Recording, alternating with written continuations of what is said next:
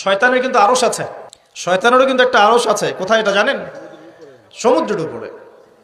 অনেকে বলে যে ভাই বারমুদা ট্রায়াঙ্গেলে আছে নাকি, তো এটা আমরা জানি না, এভাবে বলা যাবে না, এটা আমরা ব্যাখ্যা করতে পারবো না, আল্লাহ ভালো জানেন। তো এখন শয়তানও কিন্তু সিংহাসনে বসে, দিন শেষে বসে ওর যে চেলা চামুন্ডা যারা আছে ওদেরকে ডাকে, ডেকে বলে আজকে কি করাইছো তোমরা?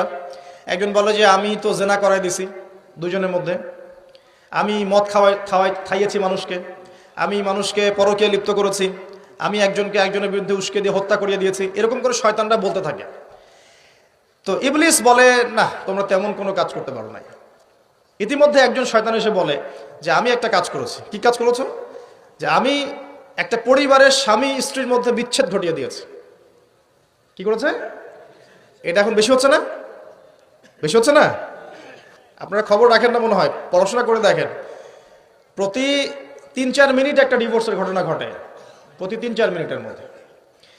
তো এবার শয়তান তাকে ডাকে, এদিকে আসো, তুমি একটা কাজের কাজ করেছো।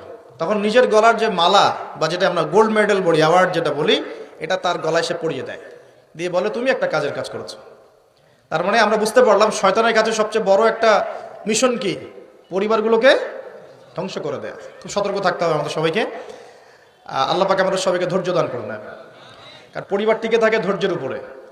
আরেকটা বিষয় বলে দিই, স্বামী স্ত্রীর মধ্যে, যুবকরা এটা উপকৃত হবেন ইনশাআল্লাহ, স্বামী স্ত্রীর মধ্যে শুধুমাত্র ভালোবাসা পরিবার টিকানোর জন্য যথেষ্ট না।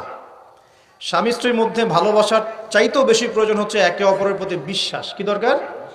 বিশ্বাস না থাকলে ভালোবাসা টিকবে না।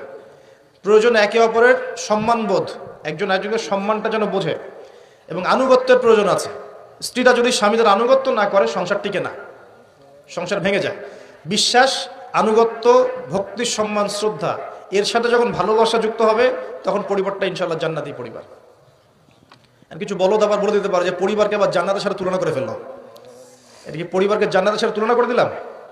জান্নাতি পরিবার মানে কি? পরিবারের মধ্যে আপনি সুখে আছেন, কিছু মানুষ কথার রূপকথাও ধরতে পারে না। এমনও কিছু মিন মাইন্ডেড মানুষ আমাদের সমাজে আছে, কথা সেন্টেন্সের রূপকথাও ধরার মতো জ্ঞান আল্লাহ পাক তাদেরকে দেন নাই। ইউসুফ আলাইহিস সালামকে ডাকছেন, ইউসুফ আলাইহিস সালাম সামনে আসলেন। এখন ওই যে আজিজ তার স্ত্রী মহিলাদেরকে ডেকে বলছেন তোমাদের হাতে একটা করে চাকু, একটা করে ফল আছে, ইউসুফ আসো, বাইরে আসো। ইউসুফ বের হলেন,